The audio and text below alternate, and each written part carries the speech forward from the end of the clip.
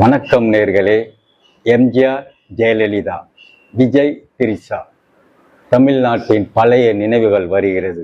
அதை பற்றி தான் இந்த வீடியோ அலச போகிறது. நீங்களாம் நினைக்கலாம், விஜய் திடீர்னு ஆட்சியை பிடிச்சிட்டாரு, எப்படி எப்படி எப்படி அப்படின்ட்டு இன்னைக்கு ஊடகங்களில் பேசுகிறாங்க. அவங்களுக்கெல்லாம் நான் சொல்லிக்கொள்வேன், விஜய் ஒன்றும் ஒரு பிளான் இல்லாமல் சும்மா திடீர்னு ஆட்சி பிடிச்சிடலாங்க. மக்கள் அப்படியே அள்ளி ஓட்டை போட்டுடலாங்க. கிட்டத்தட்ட 20 வருஷ பக்கா பிளான். ஆமாங்க, 20 வருஷம் இந்த முதலமைச்சர் கட்டலுக்கு வர்றதுக்கு என்ன செய்ய வேண்டும் அப்படிங்கிறத அவர் சிந்தித்து செயல்பட்டதுனால தான் இன்னைக்கு தமிழ்நாட்டின் முதலமைச்சராக இருக்கிறார். அவருடைய படங்கள்லாம் பாருங்க, மற்றவங்க படத்தை விடுங்க, அவருடைய படத்தை மட்டும் பாருங்க, எப்படி இருக்குது பாருங்க. எல்லாம் பெண்களை மையப்படுத்தியும் குழந்தைய மையப்படுத்தியுமே இருக்கும். அந்த காலத்துல எம்ஜிஆர் பெண்களை மையப்படுத்தி படம் எடுத்தாரு, பெண்களுக்கு முக்கியத்துவம் கொடுத்து எடுத்தாரு. அந்த ஸ்கிரீன் பிளே வேற. இவருடைய ஸ்கிரீன் பிளே பாருங்க, ஒரு குழந்தை எடுத்து வளர்ப்பாரு, அல்லது பெண்களுக்கு சிறப்பான ஒரு தகுதியை வச்சு படம் எடுப்பாருங்க.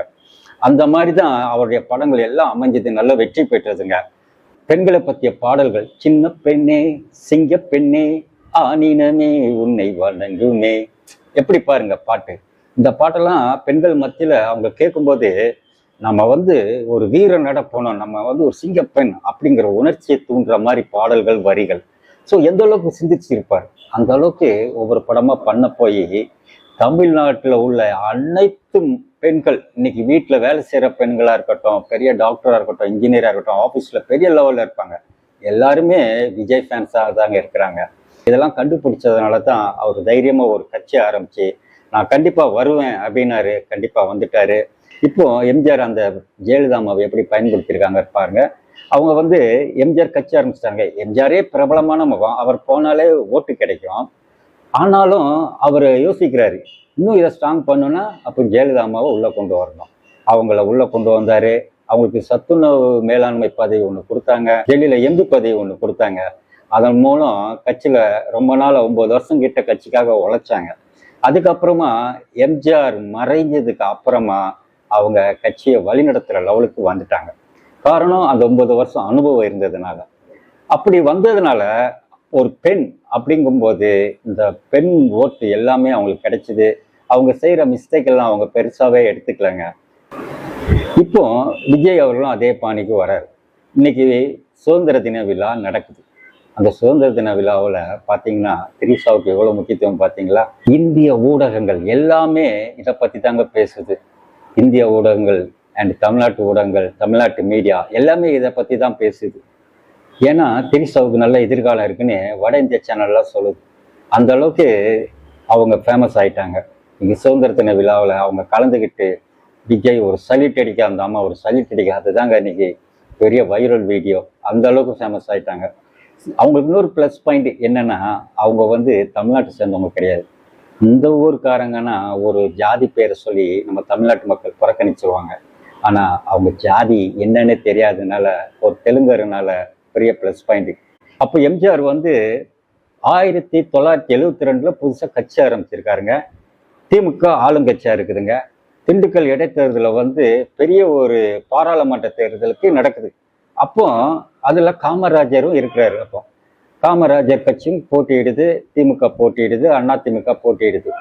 அதிமுக மாயத்தேவருங்கிற வேட்பாளர் பெருவாரியான வாக்கு வித்தியாசத்தில் வெற்றி பெற்றாரு. அது 2வது இடத்துல தான் காமராஜர் சித்தன் ஒரு வேட்பாளர் 2வது இடம், 3வது இடம் திமுக. கொஞ்சம் நினைச்சு பாருங்க, காமராஜர் விடையா எம்ஜிஆர் பெரியாளு. காமராஜர் அதுக்கு முன்னாடி 9 வருஷம் ஆட்சி செஞ்சிருக்காருங்க. இன்னைக்கு என்ன சொல்றோம், காமராஜரால் தான் தமிழ்நாடு கல்வியில முன்னுக்கு வந்தது. காமராஜர் போட்ட அணைக்கட்டு திட்டம் என்ன, தொழிற்சாலைகள் என்ன, அது எஸ்டேட் என்ன, தொழிற்பேட்டைகள் என்ன, அப்படிலாம் சொல்லி நம்ம பேசுறோம்ல. அன்னைக்கு அந்த காமராஜரையே பின்னுக்கு தள்ளினாங்க, எம்ஜிஆரை தேர்ந்தெடுத்தாங்க. காரணம், காமராஜரை விட எம்ஜிஆர் நல்லா வருதுன்னு அவர் கட்சியை தேர்ந்தெடுத்தாங்க. அதுதாங்க இயல்பு. அது மாதிரி தான் இப்போ உள்ள ஜெனரேஷன் அப்படிதான். என்னதான் படிச்சு முன்னுக்கு வந்தாங்களும் அவங்களுக்கு யாரு நல்லது செய்யறாங்க அப்படின்லாம் முக்கியம் கிடையாதுங்க. அவங்களுக்கு பிடிச்சவங்க யார் இருக்காங்களோ அவங்க கொண்டாந்து வைப்பாங்க. அவங்க நல்லது செய்யறாங்களோ கெட்டது செய்யறாங்களோ அவங்களுக்கு அவங்க தான் வேணும். வர்ற பார்லிமெண்ட் தேர்தல், அதுக்கு முன்னாடியே திரிஷாவுக்கு கட்சியில ஒரு கொள்கை பரப்பு செயலாளர் அந்த மாதிரி ஏதாவது உருவாக்கி கொடுக்க போறாங்க. எப்படி ஜெயலலிதாவு எம்ஜிஆருக்காக அந்த கட்சியில ஊர் ஊரா இறங்கி பிரச்சாரம் பண்ணாங்களோ அப்போ ஒரு வார்த்தை சொல்லுவாங்க, யானை வரும் பின்னே மணி ஓசை வரும் முன்னே.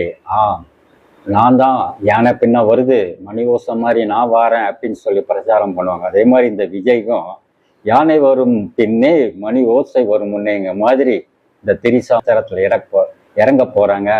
இந்த தமிழகமே வீதியிலேருந்து இறங்கி அவங்கள பார்க்க போது, அவங்க பேச்சை கேட்க போறாங்க. அவங்களுக்கு பெரிய ஒரு அரசியல் அந்தஸ்து கொடுக்க போறாங்க. கண்டிப்பா இது நடக்குங்க. நீங்க வேணா எழுதி வச்சுக்கிங்க.